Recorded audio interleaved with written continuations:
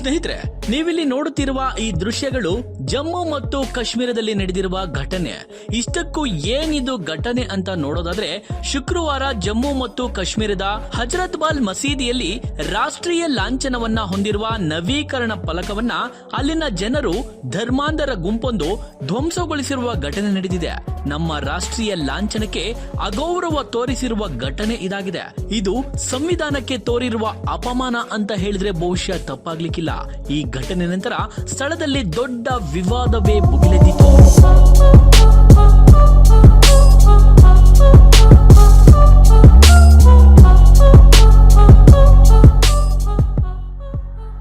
ದುರಂತ ನೋಡಿ, ಮಸೀದಿಯ ನವೀಕರಣಕ್ಕೆ ಭಾರತ ಸರ್ಕಾರದ ದುಡ್ಡು ಬೇಕು. ಅನುದಾನಗಳು, ಮೂಲಭೂತ ಸೌಕರ್ಯಗಳು ಎಲ್ಲವೂ ಅಲ್ಲಿನ ಜನರಿಗೆ ಬೇಕು. ಆದ್ರೆ ನವೀಕರಣದ ಫಲಕದಲ್ಲಿ ರಾಷ್ಟ್ರೀಯ ಲಾಂಛನ ಇರಬಾರದು.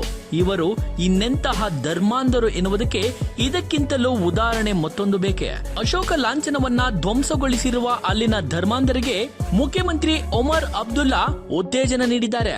ಆದ್ರೆ ಈ ಎಲ್ಲ ಘಟನೆಯನ್ನ ಸೂಕ್ಷ್ಮವಾಗಿ ಗಮನಿಸಿರುವ ರಾಜ್ಯಪಾಲರಾದ ಮನೋಜ್ ಸಿನ್ಹಾ ಅವರು ವಿಧ್ವಂಸಕ ಕೃತ್ಯದ ಬಗ್ಗೆ ತೀವ್ರ ಕಳವಳವನ್ನ ವ್ಯಕ್ತಪಡಿಸಿದ್ದಾರೆ.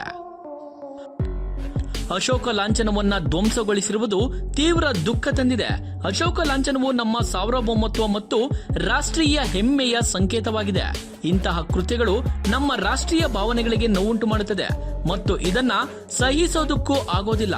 ದುಷ್ಕರ್ಮಿಗಳ ವಿರುದ್ಧ ಬಲವಾದ ಕ್ರಮ ಕೈಗೊಳ್ಳಲಾಗುವುದು ಎಂದು ರಾಜ್ಯಪಾಲರಾದ ಸಿನ್ಹಾ ಅವರು ಟ್ವೀಟ್ ಮಾಡಿದ್ದಾರೆ. ಘಟನೆಗೆ ಸಂಬಂಧಿಸಿದಂತೆ ಶ್ರೀನಗರ ಪೊಲೀಸರು ಅಪರಿಚಿತ ವ್ಯಕ್ತಿಗಳ ವಿರುದ್ಧ ಈಗಾಗಲೇ ಎಫ್ಐಆರ್ ಅನ್ನ ದಾಖಲಿಸಿಕೊಂಡಿದ್ದಾರೆ. ಸ್ನೇಹಿತರೆ, ನಿಮಗೆ ಗೊತ್ತಿರಲಿ, ಯುಎಇ ಮತ್ತು ಸೌದಿ ಅರೇಬಿಯಾ ಮುಸ್ಲಿಂ ರಾಷ್ಟ್ರಗಳು ಆಗಿದ್ರೂ ಕೂಡ ಕಾಲಕ್ರಮೇಣವಾಗಿ ಸಾಕಷ್ಟು ಬದಲಾಗಿದ್ದಾರೆ. ಆದ್ರೆ ನಮ್ಮ ದೇಶದಲ್ಲಿ ಈಗಲೂ ಕೂಡ ಕಟ್ಟರ್ ಪಂಕ್ತಿ ಕಡೆ ಸಾಕ್ತಿರುವುದು ದುರಂತ ಎಂದೇ ಹೇಳಬಹುದು.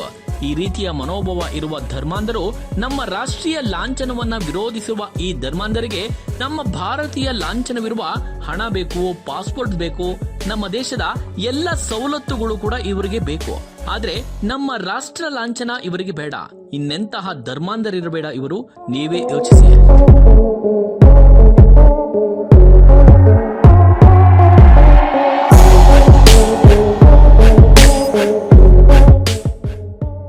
ಜಮ್ಮು ಮತ್ತು ಕಾಶ್ಮೀರ ವಕ್ಫ್ ಮಂಡಳಿಯ ಅಧ್ಯಕ್ಷ ದಾರಾಕ್ಷನ್ ಅಂದ್ರಾಬಿ ಲಾಂಛನವನ್ನ ತೆಗೆದು ಹಾಕಿರುವವರ ವಿರುದ್ಧ PSA ಸೇರಿದಂತೆ ಕಠಿಣ ಕಾನೂನು ಕ್ರಮ ಕೈಗೊಳ್ಳಬೇಕಂತ ಈ ಹಿಂದೆ ಕೂಡ ಒತ್ತಾಯಿಸಿದ್ರು. ಫಲಕವನ್ನ ಮುರಿದ ವ್ಯಕ್ತಿಗಳನ್ನ ಶಾಂತಿಯನ್ನ ಭಂಗಗೊಳಿಸಲು ಪ್ರಯತ್ನಿಸಿದ್ದಾರೆ ಎಂದು ಕಾನೂನಿನ ಅಡಿಯಲ್ಲಿ ಅವರನ್ನ ಅಪರಾಧಿಗಳೆಂದು ಪರಿಗಣಿಸಬೇಕು ಎಂದು ಅವರು ಪ್ರತಿಪಾದಿಸಿದ್ದಾರೆ. ಇದು ಕೇವಲ ಕಲ್ಲಿಗೆ ಹಾನಿಯಲ್ಲ, ಇದು ಸಂವಿಧಾನಕ್ಕೆ ಹಾನಿ ಎಂದು ಖಂಡಿಸಿದ್ದಾರೆ. ಭಾರತೀಯ ಕರೆನ್ಸಿ ನೋಟುಗಳ ಮೇಲೆ ಲಾಂಛನ ಇರುವಿಕೆಯನ್ನು ವಿರೋಧಿಸುವ ನಾಯಕರು ತಿರಸ್ಕರಿಸುತ್ತಾರೆಯೇ ಎಂದು ಪ್ರಶ್ನಿಸಿದ್ದಾರೆ. ಒಟ್ಟಾರೆ ಸ್ನೇಹಿತರೆ, ನಮ್ಮ ರಾಷ್ಟ್ರೀಯ ಲಾಂಛನಕ್ಕೆ ಅಗೌರವ ತೋರಿರುವ ದುಷ್ಕರ್ಮಿಗಳ ವಿರುದ್ಧ ತಕ್ಕ ಶಿಕ್ಷೆ ಆಗ್ಲೇಬೇಕು. ಏನಂತೀರಿ?